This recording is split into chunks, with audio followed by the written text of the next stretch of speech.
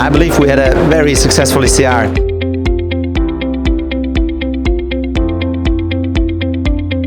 El ECR de este año ha sido súper intenso, hemos tenido muchísimos eventos, muchas demos, muchas conversaciones, hemos tenido talleres de RECIST usando Mint, una fiesta. For me, one of the highlights of this year's ECR were the many really interesting discussions that we had with our customers in the area of lung cancer screening.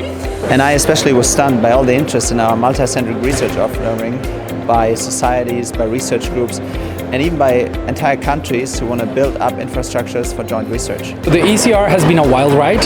Probably one of the things that I enjoyed the most was the opening ceremony. It was really fascinating and insightful to discuss the Mint offering, where we really cover the end-to-end workflow for the lung cancer screening, including data logistics, consensus workflows, AI-supported radiology reading workflows.